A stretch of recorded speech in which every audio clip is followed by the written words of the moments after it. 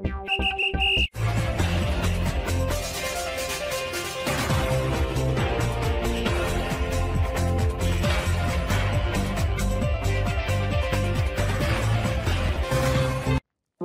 Record গড়ে আইরিশদের ধবলধোলাই করল টাইগ্রেসরা।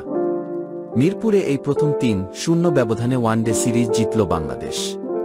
সোমবার ২ ডিসেম্বর শেরেবাংলা জাতীয় ক্রিকেট স্টেডিয়ামে এমন রেকর্ডের পাশাপাশি সর্বোচ্চ জুটির রেকর্ডও গড়েছে লালসবুজের প্রতিনিধিরা। ২০২১ সালে জিম্বাবুয়ের বিপক্ষে ৩-০ ব্যবধানে ওয়ানডে জিতেছিল টাইগ্রেস বাহিনী। সেটি ছিল জিম্বাবুয়ের মাটিতে। কিন্তু দেশের মাটিতে কখনো ৩ ম্যাচের ওয়ানডে সিরিজে প্রতিপক্ষকে ধবলধোলাই করতে পারেনি বাংলাদেশ। এবার আয়ারল্যান্ড নারী দলকে সেই লজ্জায় ডুবিয়েছেন নিগার সুলতানা জ্যোতিরা। প্রথম ম্যাচে বাংলাদেশ ১৫৬ রানের রেকর্ড জয় পেয়েছিল, দ্বিতীয় ম্যাচে ৫ উইকেটের ও তৃতীয় ম্যাচে গতকাল এসেছে ৭ উইকেটের জয়। শেষ ওয়ানডেতে আয়ারল্যান্ড শুরুতে ব্যাটিংয়ে নেমে ১৮৫ রান তোলে। জবাবে ৭৫ বল বাকি রেখে ৫ উইকেটের জয় তুলে নেয় বাংলাদেশ। ব্যাটিং ব্যর্থতার কারণে টি-২০ বিশ্বকাপ ও তার আগে বেশ কয়েকটি সিরিজে নাস্তানাবুদ হয়েছিল বাংলাদেশ। সেই জায়গায় আয়ারল্যান্ড সিরিজ কিছুটা স্বস্তি এনে দিয়েছে ব্যাটারদের মধ্যে। বলা চলে পুরো দলই বড় ধরনের স্বস্তি পেয়েছি। ব্যাটাররা ফর্মে ফেরার কারণে বোলাররাও চাপমুক্ত খেলতে পেরেছেন। অবলীলায় সেটি স্বীকারও করেছিলেন সুলতানা খাতুন। বাংলাদেশের এই স্পিনার ৩ ম্যাচে ৭ উইকেট নিয়ে সবার উপরে রয়েছেন। সহ-অধিনায়ক নাহিদা আক্তারও তুলেছেন দ্বিতীয় সর্বোচ্চ ৬ উইকেট। বাংলাদেশের ব্যাটিংয়ে আমূল পরিবর্তন আনার পেছনে মূল কারিগর শারমিন আক্তার সুপ্তা ও ফারজানা হক পিঙ্কি।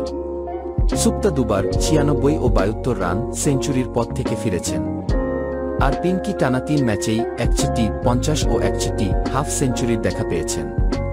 এই দুই ব্যাটারের কল্যাণে ওয়ানডে সিরিজ জুড়ে রেকর্ড করেছে বাংলাদেশ। প্রথম ম্যাচে সর্বোচ্চ সংগ্রহের পাশাপাশি সর্বোচ্চ ব্যবধানে ওয়ানডে জয় এসেছে। দ্বিতীয় ম্যাচে ওয়ানডেতে সর্বোচ্চ রান তাড়া করে জয় এসেছে। আর শেষ ম্যাচে বাংলাদেশ ৭ উইকেটে জয়ী।